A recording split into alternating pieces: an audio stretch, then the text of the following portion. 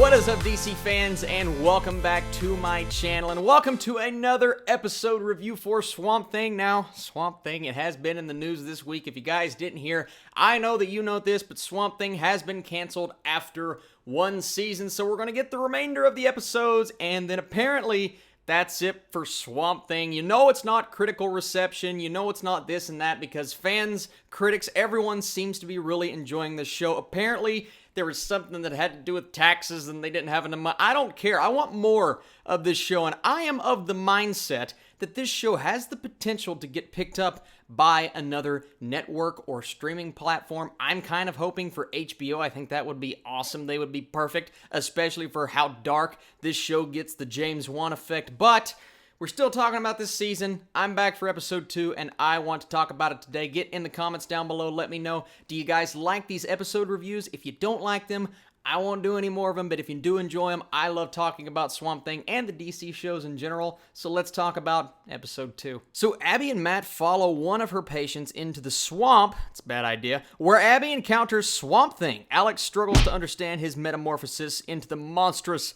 plant-based creature, Swamp Thing. Really digging it so far, guys. I really am. I thought the first episode was a great mixture of tension and suspense, a bit of horror thrown in there. You expect that with the producers and the directors of this show, but I really enjoyed where that was. But the one complaint that I heard that I kind of agreed with, still loved the episode, but we wanted more Swamp Thing. Well, this is the origin of the Swamp Thing, so we have to give it time. And in this episode, by the end of the episode, you see Swamp Thing and his full potential, and that was awesome. But we still have to have that build up, and the beginning of this episode, like the first 40 minutes, is all build up. It's all the characters on their adventures trying to figure out what happened to Alec Holland. Abby Arcane, by the way, played by Crystal Reed, she's great. I mean, I knew she was good in the first episode, but this is the episode where you really got to see her range. The scene where she's just sitting and she has that tear slip out of her eyes when she's remembering Alec, and then when she goes back and revisits that video on his laptop when she's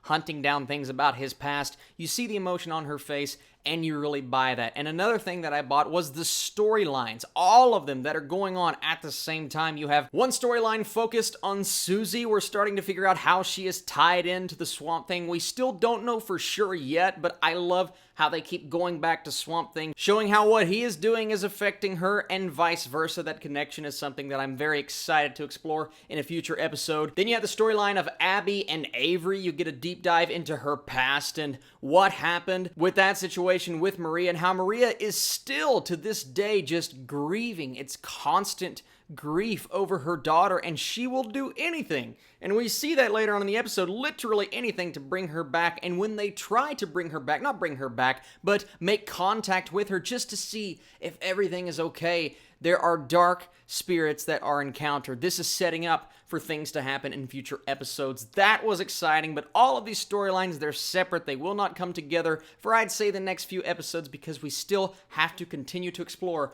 what happened to Alec Holland. Well, we know what happened.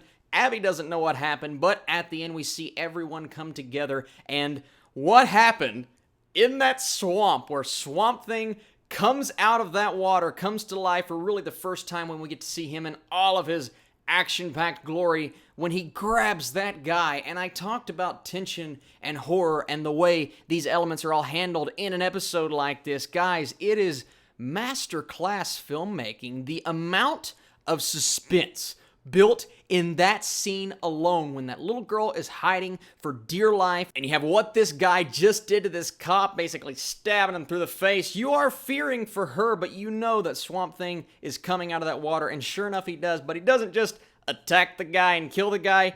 He takes the man and wraps him in his Swamp Thing tentacles / branches, and he rips him apart. As a fan of this character, as a fan of what DC is doing with this show, I lost my mind. I'm like, that's awesome. It's over the top. I love it. It's horrifying. I love it. It built up that tension, and then all of a sudden, boom, as a fan, you get that payoff, guys. That was awesome. My cousin Joseph, he is a massive Swamp Thing fan. He's read like all of the comic books. I haven't done that. I'm just a fan of the character. He would have a panic attack over that scene alone. I need to get him into the show. And that's the thing, guys. A show like this that has already been canceled on this network, we have to spread the word. No petitions, no signing things. We just have to spread the word about how good this show is. I know the critics are doing it because critics seem to love it. I know the audience is doing their job because the audience seems to love it. No, they don't have enough money to handle the budget, to handle the CGI and the practical effects. But if we get another network to pick this show up, I do believe we can get more Swamp Thing beyond just season 1. And I want that because I like the cast. I like the story so far. This is what I've always wanted from this character, and I believe he's more well-suited for television than he is a movie because this is a long story to tell with so many elements. It's hard to fit all of that in a 2 to 3 hour movie. We have to have multiple episodes, so this is the perfect situation for Swamp Thing to be in. Guys, I wanted to use this video to talk about episode 2, yes, but I also wanted to use it to spread the word about Swamp Thing. If you haven't seen it, well, I spoiled some things about this episode, but if you have seen it, please tell your friends, tell your family, watch Swamp Thing because I don't believe it's over just yet. I truly don't. Maybe by the end of the season, we're never coming back and this is it. This is all we get. If it is all we get, I'm okay with that, but I'm not happy. I will only be happy if we get a Swamp Thing Season 2. So start it, trend it, hashtag it, Instagram it. Thank you guys so much for watching this video once again. I want your comments down below. Did you enjoy this episode? Are you looking forward to the rest of the season? I will catch you guys tomorrow morning with another Netflix review.